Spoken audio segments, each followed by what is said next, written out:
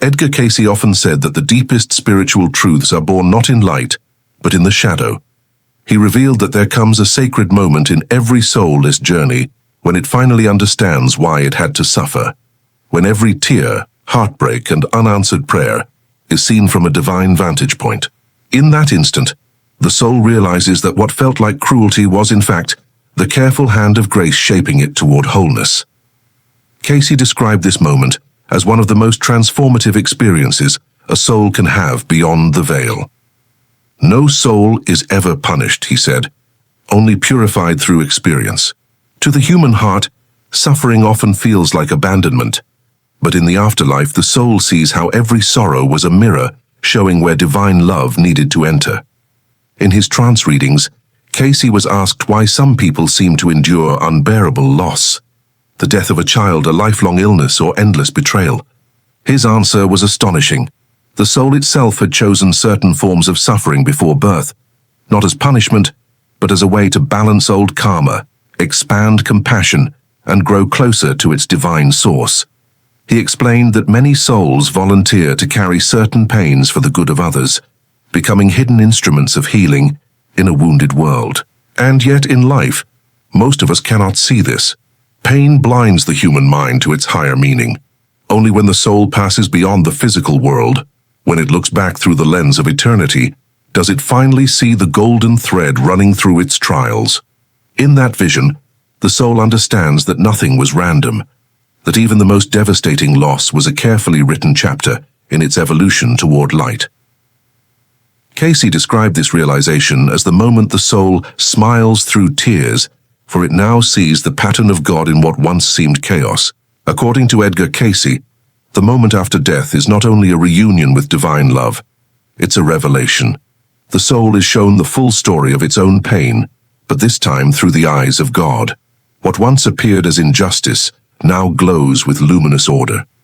Every heartbreak, illness, and betrayal is revealed as a precise and sacred lesson, chosen long before birth. Cayce described this as an encounter with divine understanding. The soul, guided by beings of light, often its guardian angel, spiritual mentors, or the Christ-conscious presence itself, is gently led through the tapestry of its past life. But unlike a human memory review, this vision is alive with emotion and truth. The soul doesn't just see what happened, it feels what others felt, and it experiences how every act of love or absence of love rippled outward. In that moment, the soul recognizes that its suffering was never punishment. It was refinement, a fire that burned away illusion and fear. Cayce often said that the purpose of pain is to awaken the sleeping heart, to stretch the soul until it can hold more light. When the soul watches the patterns unfold, it finally understands why certain losses were necessary. The betrayals taught forgiveness, the loneliness taught faith, the illness taught surrender. This vision, Cayce said, fills the soul not with regret, but with reverence. Many souls weep with gratitude when they realize how even their darkest hours were surrounded by unseen love.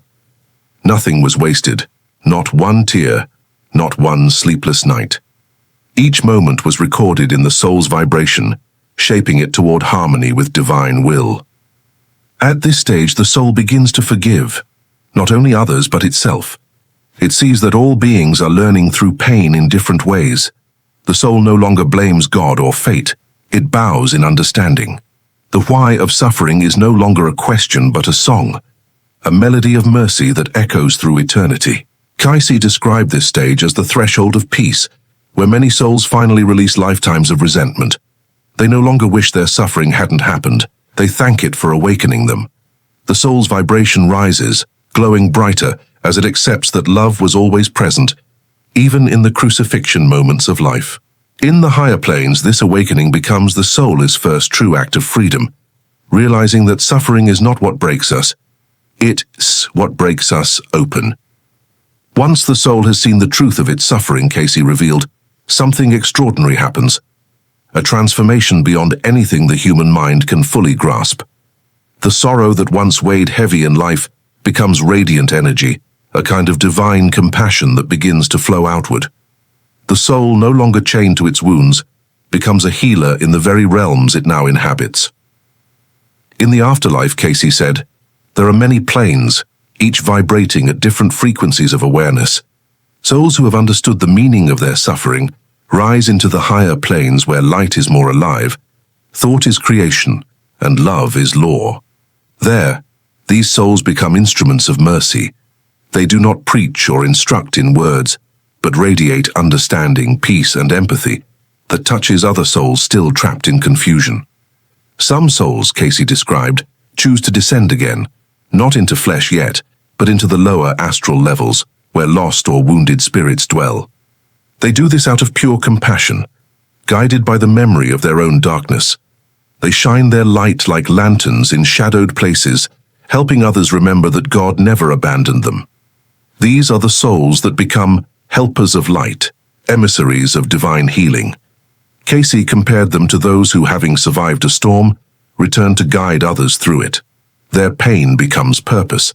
Their tears become wisdom. The vibration of their soul, once marked by struggle, now carries a harmony that can dissolve fear and ignite remembrance in others. It's in these realms, he said, that souls begin to truly co-create with God. They see not only what suffering was for, but what it created, a strength and empathy, an unbreakable bond with the divine. Each act of forgiveness vibrates like a ripple through time, healing fragments of self from lifetimes past. And this is perhaps Cayce's most moving insight. When the soul heals itself, it heals the universe. The boundaries between my pain and your pain dissolve, because all are threads in the same divine fabric. One act of forgiveness in the afterlife uplifts countless others who are still wrestling with the same sorrow. The soul, now luminous and free, realizes it has crossed the bridge from questioning God to serving God. It does not seek to escape suffering anymore. It seeks to transform it wherever it is found. In this way, every healed soul becomes a silent teacher, a reminder to the living that nothing in life, no tragedy, no heartbreak, is meaningless when seen through the eyes of eternity. In Edgar Cayce's readings, the moment when a soul understands its suffering is not the end of its journey. It's the beginning of something far more profound.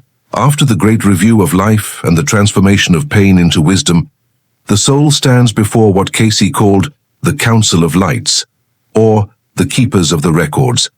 Here, in a realm that exists between incarnations, the soul begins to design its next life. Cayce described this as a deeply conscious, almost sacred process. The soul does not choose with emotion, but with clarity, seeing every possible consequence that might unfold. It studies the threads of its past, how pride became isolation, how fear bred cruelty, how love, even when rejected, planted seeds for future compassion.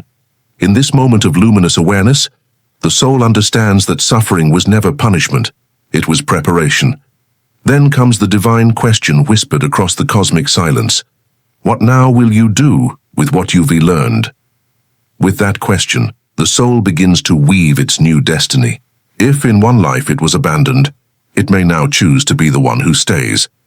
If it once judged others harshly, it may incarnate among those who challenge its patience, teaching it mercy. Cayce said souls select not only their parents, but the vibrations of their future circumstances. Illnesses, talents, opportunities, and even the timing of certain losses, all designed to refine what was left incomplete. It is a process of divine precision, not punishment. Every hardship to come is chosen with the quiet courage of a spirit determined to evolve. Even those who once cursed their pain in the physical world, Cayce said, often look back from the higher planes and whisper in awe, "That sorrow was my teacher." The soul also joins with other spirits, some familiar, others new, in what Cayce called soul families. These are groups bound by shared lessons across time. They agree to meet again, sometimes as lovers, sometimes as rivals, sometimes as strangers whose brief encounter changes everything. Each relationship becomes a mirror, reflecting the parts of the self that still need to awaken. And through it all, God does not command but invites. There is no judgment, only the steady pulse of divine love saying, choose again, grow again, try again. By the end of this stage, the soul feels a profound calm. It knows that the coming life will not be easy, but it will be meaningful. Every struggle will be a doorway. every wound a hidden promise. For as Cayce revealed, once a soul has truly understood the purpose of its pain, it never fears life again. It embraces it as the very tool of its becoming. As Edgar Cayce revealed, once the soul has chosen its next journey, crafted with divine care and love, it stands at the edge of two worlds, the eternal and the temporal. This is the moment before the descent, when it must step back into the river of time. Yet what happens here is one of the most mysterious and tender acts in all of creation. The soul agrees to forget. Cayce said that this forgetting is not a punishment, it is a sacred mercy. No soul could bear the full light of divine memory while walking through human limitation. The brilliance of its celestial home would overwhelm the lessons it came to learn. So, in an act of deep trust, the soul allows the veil to fall. It is here, Cayce explained, that the soul passes through the temple of silence, a realm of soft golden light where angels and guides surround it, whispering reminders it will not consciously recall. You will not be alone, they promise. When you laugh, when you cry, when you think you have failed, remember that is us, reminding you of who you are. Then comes the great compression, the vastness of spirit folding itself into a spark small enough to inhabit flesh. In this moment, the soul releases its wings of light and enters the narrow tunnel of human form, often guided by the loving pull of those it has chosen to meet on earth.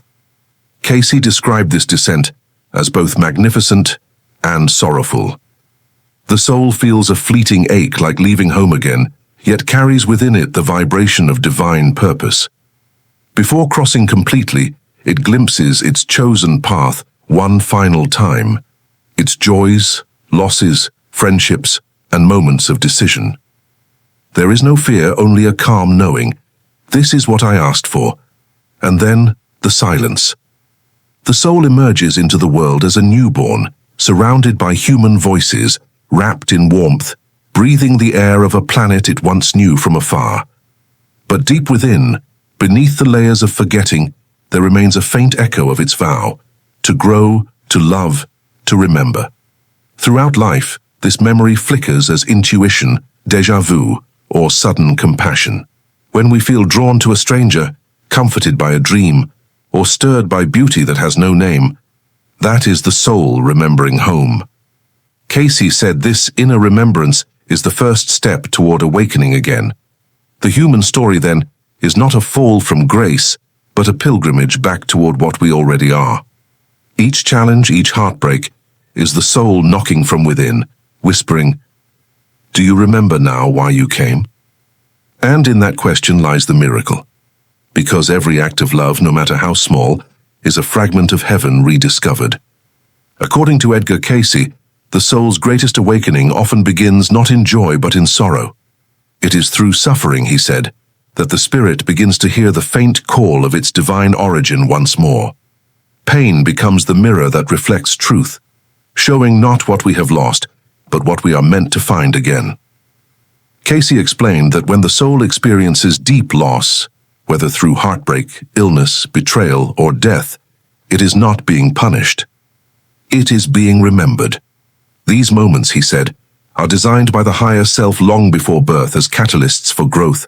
The soul chooses the very wounds that will open the heart to love again. Every tear, every trial, is a vibration that awakens memory. In his readings, Cayce described how the soul during life slowly reclaims fragments of its heavenly awareness. A moment of compassion for a stranger, an unexplainable forgiveness, a quiet sunset that brings tears. These are not random feelings. They are moments when the soul recognizes its reflection in the world around it. But for most of us, Cayce said, awakening begins in the valley, not the mountaintop. When we cry out in despair, asking, "Why must I suffer?" the soul listens from deep within and softly replies, "Because this is how you learn to see as God sees." In these times, the soul's forgotten memories stir like embers in the dark. The pain that once felt unbearable becomes the very teacher of divine empathy. The person who has been broken learns to comfort others. The one who has lost everything learns that love is never truly gone, it only changes form. Through each sorrow, the soul sheds its illusions, and grows luminous again. Cayce called this process the redemption of memory. He said that through each life the soul reclaims the divine truths it willingly forgot, the eternal patience of the Father, the healing power of compassion, the boundless forgiveness that creates universes. Every time a human heart chooses kindness instead of resentment, another piece of heaven returns to earth. He described it as a sacred alchemy, the turning of suffering into light. And when the soul finally understands that its pain was never meaningless, that it was the very thread weaving it back to the source, something profound happens. The bitterness dissolves, the heart opens, the soul whispers again, "Now I see." In that recognition, Cayce said, God is not far away. He is within the awakening itself, present in every moment we choose love over fear, healing over anger, remembrance over forgetting. In Edgar Cayce's visions, once a soul begins to understand the reason for its suffering, a quiet transformation takes place. The anguish that once clouded its inner sight gives way to stillness, and in that stillness, something sacred is heard, the whisper of God. Cayce taught that divine guidance rarely arrives as thunder or command. Instead, it flows through the gentle channels of intuition, dreams, synchronicities, and inner knowing. He said that when the heart breaks open, it becomes a receiver. The pain, once purified through understanding, turns into sensitivity to higher vibration. The soul begins to notice patterns that others dismiss as coincidence. A song playing at the right moment, a stranger's unexpected kindness, the sudden feeling of peace in a storm, these, Cayce said, are the ways spirit speaks to a soul ready to listen. During his trance readings, Cayce often emphasized that God speaks to every soul continually, but few are attuned to hear. The trials of life act like tuning forks, aligning the soul's frequency with divine intention. After loss or sorrow, many report dreams so vivid they feel more real than waking life. Visions of loved ones smiling, or symbols of light and renewal. Cayce explained these as the language of the soul, bridging the worlds. In these luminous moments, the soul realizes it has never been alone. Every step of its journey, even the darkest ones, has been guided by a presence that understands more deeply than human reason ever could. The voice of that presence is not external. It arises from within the very center of the heart. It says, "You are seen, you are known, you are loved." Cayce described these encounters as moments of sacred remembrance. The soul recognizes its divine lineage. The dreams and intuitive signs are not new revelations, but ancient memories resurfacing. The higher self, the guardian angel, the Christ consciousness, all are reflections of the same source, gently guiding the soul home. This awakening brings with it a new relationship to life. The soul no longer prays to be spared from challenges. It prays to see their meaning. It no longer asks for the path to be easy, but for the strength to walk it with grace. Each challenge becomes a dialogue between the human and the divine, a conversation written in symbols, emotions, and synchronicities. And slowly, Cayce said, the soul begins to live in rhythm with heaven. Decisions feel guided, encounters feel destined.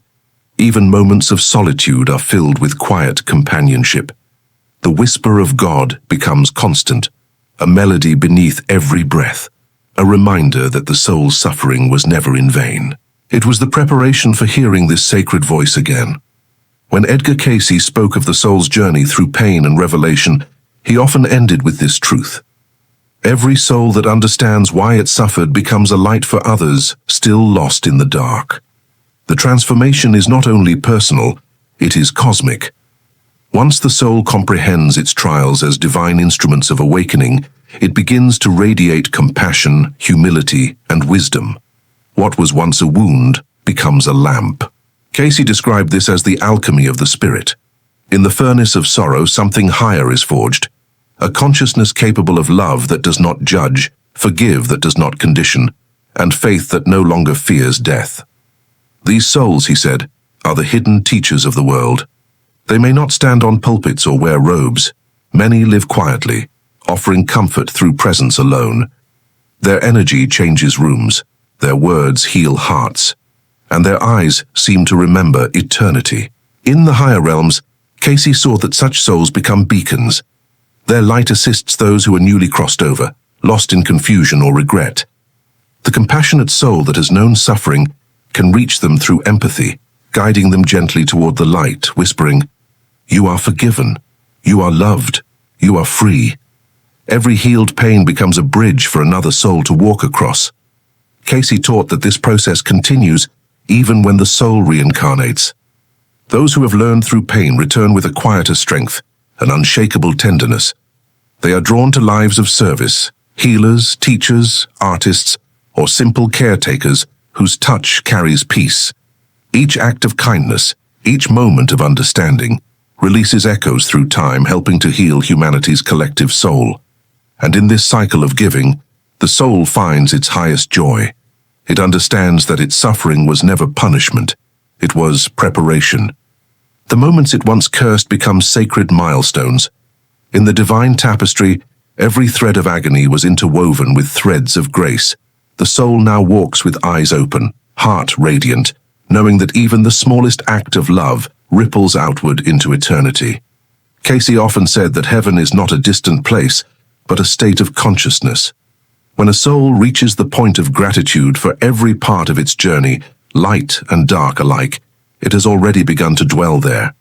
This, he revealed, is the true redemption of suffering, not escape from pain, but transformation through it. The soul becomes a vessel of divine compassion, carrying heaven wherever it goes.